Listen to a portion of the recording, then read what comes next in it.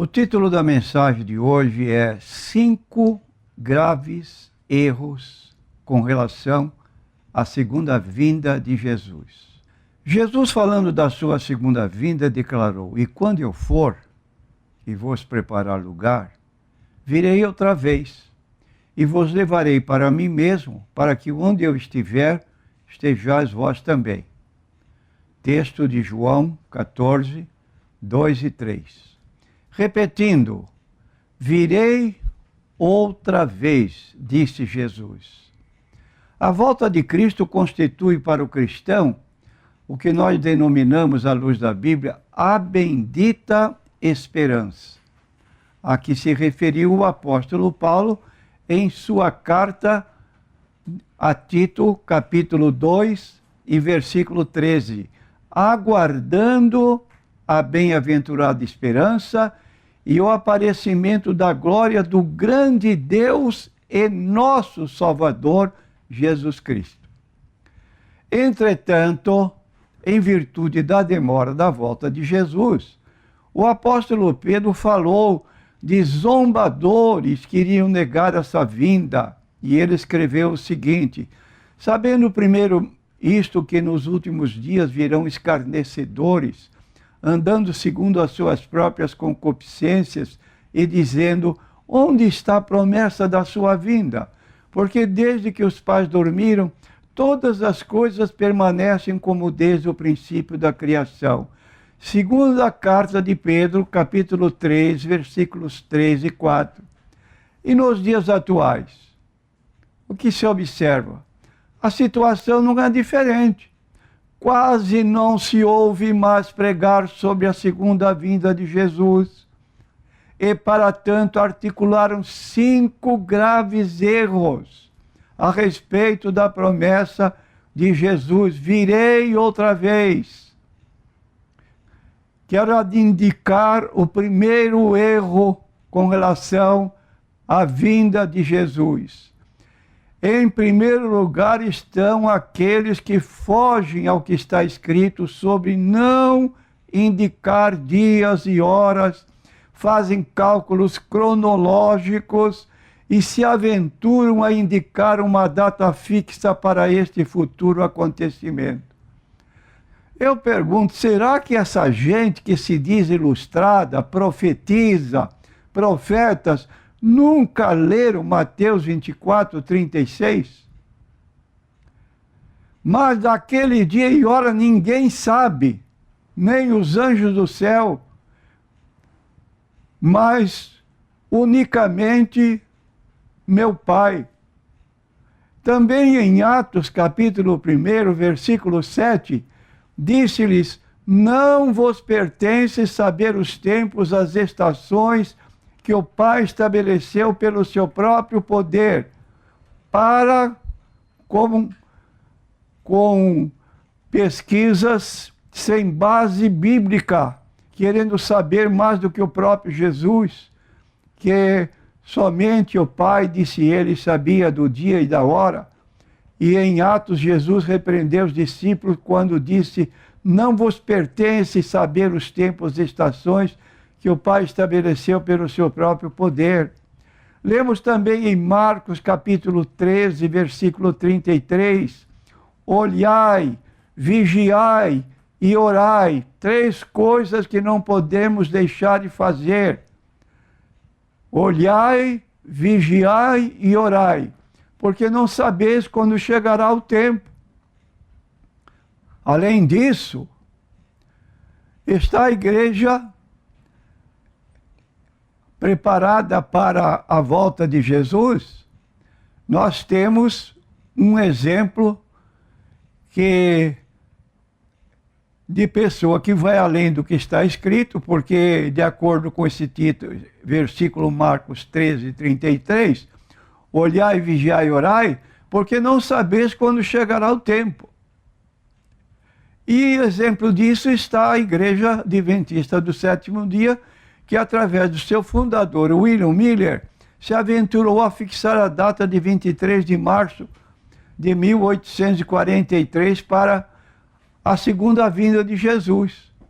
Seu estudo das Escrituras durante esse período levou-o, isto é, Miller, a estabelecer outras crenças distintas.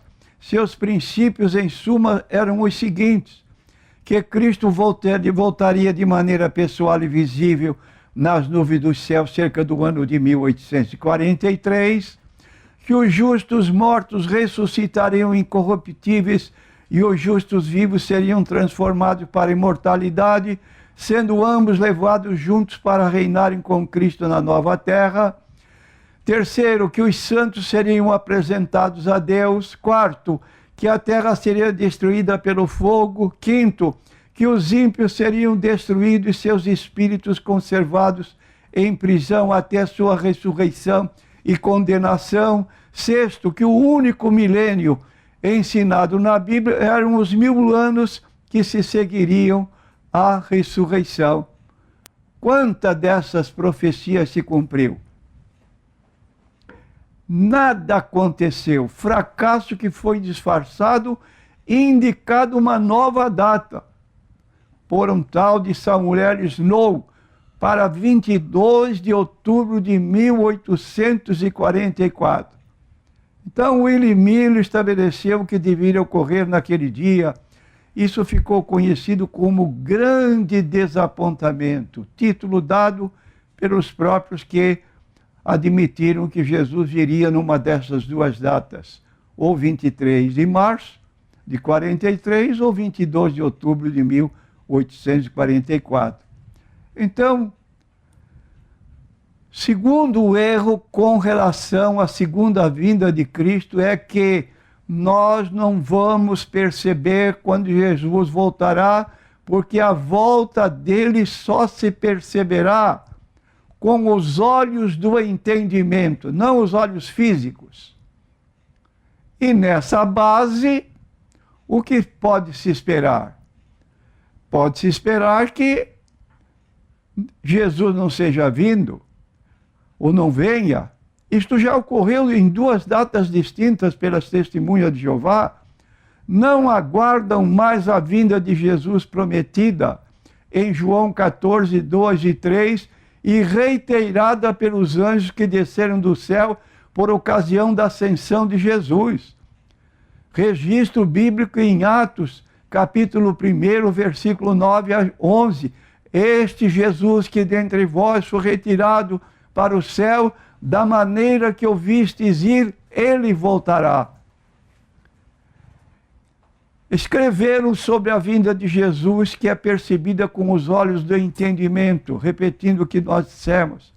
É verdade que o redator, uma confissão que está sendo feita, é verdade que o redator e editor da Torre de Vigia de Sião e arauto da presença de Cristo calculou que a presença ou parousia do noivo celestial tivesse começado no ano de 1874, era comum. Este cálculo começou a ser anunciado na primeira página da hoje chamada Sentinela, antigamente era Torre de Vigia, de Sião e arauto da presença de Cristo, apesar do número, a partir do número 1 de julho de 1906. E este costume continuou até o número 15 de setembro de 1928. Isto significava que o ano do começo do reinado de Cristo seria também o ano da sua volta e do início de sua presença ou parousia invisível. Estou fazendo uma citação do livro Aproximou-se o Reino de Deus de 1000 anos, página 206 e 207. Foi escrito o seguinte: a evidência bíblica mostra que no ano de 1914, antes de Cristo, era comum, o tempo de Deus chegou para Cristo voltar e começar a dominar. Visto que a volta de Cristo é invisível, existe maneira de confirmar que realmente ocorreu? Resposta: sim, existe. Terceiro erro: a morte de uma pessoa indica para ela a volta de Jesus. Dizem os que assim admitem que a morte de cada crente significa a segunda vinda de Jesus. Cristo vem para cada um que vai estar com ele. Se fosse verdade que Jesus volta para cada pessoa que vem a falecer, ele deveria ter vindo milhões de vezes, considerando os mortos cristãos desde os dias de Jesus até nossos dias. E essa colocação contradiz a promessa de Jesus, já mencionada, virei outra vez. Assim também Cristo, oferecendo-se uma vez para tirar os pecados de muitos, aparecerá segunda vez, sem pecado aos que o esperam para a salvação. Hebreus capítulo 9, versículo 28. E é evidente que quando um cristão morre, ele vai estar imediatamente com o Senhor Jesus, como se deu com Estevão. O que se deu com Estevão? Vou ler. Mas ele, Estevão, estando cheio do Espírito Santo, fixando os olhos no céu, viu a glória de Deus e Jesus, que estava à direita de Deus, e disse: eis que vejo os céus abertos e o Filho do Homem, que está em pé à mão direita de Deus. E apedrejaram a Estevão, que em invocação dizia: Senhor Jesus, recebe o meu espírito. Atos 7, 55, 56 e 59. Mas temos confiança e desejamos antes deixar este corpo para habitar com o Senhor. Palavras de Paulo em 2 Coríntios capítulo 5, versículo 8. E ademais, na segunda vinda de Jesus, é acontecimento totalmente diferente. Em vez de vir só, ele virá acompanhado de todos os demais crentes, pois Paulo escreveu: porque o mesmo Senhor descerá do céu com alarido, com voz de arcanjo, com trombeta de Deus, e os que morreram em Cristo ressuscitarão primeiro.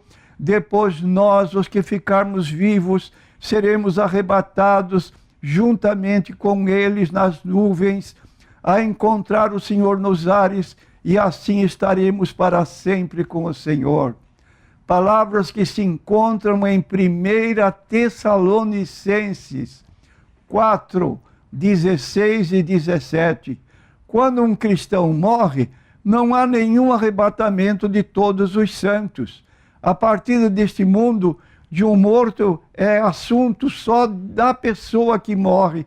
E Jesus, o que é muito diferente do que ocorrerá quando ele vier, dar-se-á a ressurreição de todos os crentes em Jesus, a transformação dos vivos, e que juntos subirão ao encontro de Jesus em corpos glorificados. É o que está em Filipenses, capítulo 3, versículos 20 a 21. Nada disso ocorre por ocasião da morte do cristão. Quarto erro: a vinda de Cristo se deu quando veio o Espírito Santo no dia de Pentecostes. Eu não sei como é que tem gente que tem capacidade de pensar coisas erradas. E quero responder aqui que não há lugar para dúvidas. Foi o Espírito Santo que veio em Pentecostes.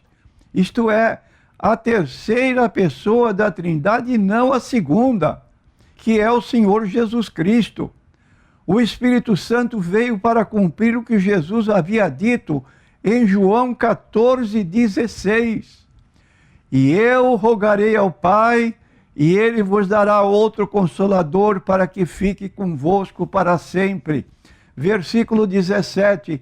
O Espírito de verdade que o mundo não pode receber, porque não o vê nem o conhece, mas vós o conheceis, porque habita convosco e estará em vós. Mais ainda, João 16, versículo 7. Todavia, digo-vos a verdade, que vos convém que eu vá, porque se eu não for, o Consolador não virá a vós. Mas quando eu for, vô-lo enviarei. Então não tem base bíblica dizer que a chegada do Espírito Santo no dia de Pentecostes consumou a segunda vinda de Cristo. E finalmente, o quinto erro com relação à segunda vinda de Jesus. Esse aqui é um erro tremendo. A destruição de Jerusalém no ano 70 foi a volta de Cristo. Francamente, deplorável como pode haver intérpretes da Bíblia com tais ideias antibíblicas. Foi este acontecimento histórico no ano 70 da nossa era, sob a chefia do general Tito, a volta de Cristo? Quem é que pode dizer sim? A única resposta que cabe é não. O historiador judeu Joséfo relata a trágica destruição da cidade de Jerusalém quando 1 milhão de judeus morreram e centenas de milhares foram feitos escravos. Esta trágica calamidade não significou a volta de Jesus para os seus amados. Foi um castigo de Deus sobre o povo judeu que rejeitou e crucificou o Filho unigênito de Deus, seu Messias. E em 1 Tessalonicenses 2,16 nós lemos: e nos impedem de pregar aos gentios e as palavras de salvação, a fim de encherem sempre a medida dos seus pecados, mas a ira de Deus caiu sobre eles até o fim. O apóstolo Paulo está se reportando à rejeição de Jesus pelos judeus, que na ocasião não admitiam a pregação do evangelho, e aos gentios e as palavras de salvação. E então, na medida dos pecados deles, chegou um tempo que o limite de Deus foi ultrapassado, e aí a ira de Deus caiu sobre eles. Então aí está uma declaração de 5 erros. E quero dizer que a vinda pessoal de Jesus há de ser com seu corpo glorificado, conforme nós lemos em Colossenses 2:9, quando diz Paulo: nele habita corporalmente toda a plenitude da divindade. Jesus não é meio homem e meio Deus. Ele é 100% homem, 100% Deus.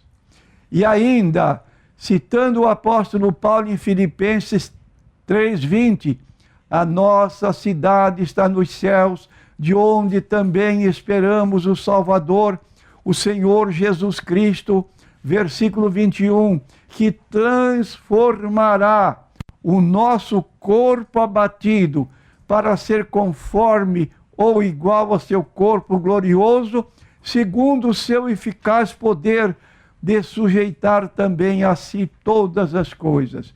Meu prezado ouvinte, é o que nós cristãos estamos aguardando.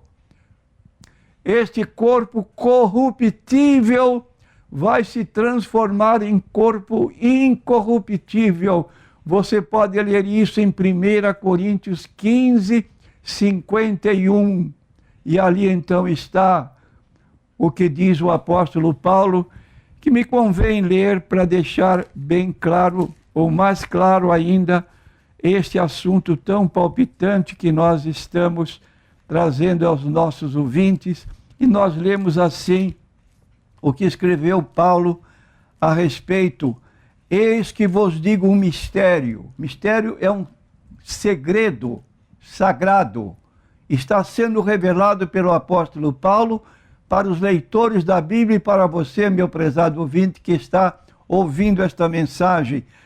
Na verdade, nem todos dormiremos, isto é, nem todos morreremos, mas todos seremos transformados num momento, num abrir e fechar de olhos, ante a última trombeta, porque a trombeta soará e os mortos ressuscitarão incorruptíveis e nós seremos transformados, porque convém que isto que é corruptível se revista da incorruptibilidade e que isto que é mortal se revista da imortalidade, e quando isto que é corruptível se revestir da incorruptibilidade, e que isto que é mortal se vestir da imortalidade, então cumprir-se-á a palavra que está escrita: tragada foi a morte na vitória. Onde está, ó morte, o teu aguilhão? Onde está, ó inferno, a tua vitória? Ora, o aguilhão da morte é o pecado, a força do pecado é a lei, mas graças a Deus que nos dá vitória por nosso Senhor Jesus Cristo. Que felicidade! Versículo 57. Então aí está presente a palavra de Jesus. Vou repetir: na casa de meu Pai há muitas moradas. Vou repetir: na casa de meu Pai há muitas moradas. Não é como dizem aí fora, 144 mil, e o número já está tomado. Lá no livro de Apocalipse 19, versículo 1, aponta uma multidão inumerável que estava lá no céu cantando louvores a Deus. E Jesus também declarou: na casa de meu Pai há muitas moradas. E se não fosse assim, eu vou teria dito: vos preparar lugar. E quando eu for e vos preparar lugar, virei outra vez e vos levarei para mim mesmo, para que onde eu estiver estejais vós também. Na sua ascensão, no Monte das Oliveiras, ele começa a subir e depois desapareceu da vista deles, descem 2 anjos que falam sobre a sua volta. E quando dizia isto, vendo-o eles, foi levado às alturas de uma nuvem e o recebeu, ocultando-o a seus olhos, e estando com os olhos fitos no céu, enquanto ele subia, eis que junto dele se puseram 2 homens vestidos de branco, os quais lhes disseram: homens galileus, por que estás olhando para o céu? Aquele Jesus que dentre vós ascendeu ao céu, ele voltará. E nós dizemos com 1 Tessalonicenses 4,16, porque o mesmo Senhor descerá do céu com alarido, com voz de arcanjo, com trombeta de Deus, e os que morreram em Cristo ressuscitarão primeiro, e depois nós, os que ficarmos vivos, seremos arrebatados juntamente com eles nas nuvens, a encontrar o Senhor nos ares, e para sempre estaremos com o Senhor. Aí está a palavra de Deus corrigindo 5 erros com relação à segunda vinda de Jesus. Estejamos atentos para esse evento, como diz o texto bíblico: olhai, vigiai e orai. E orai.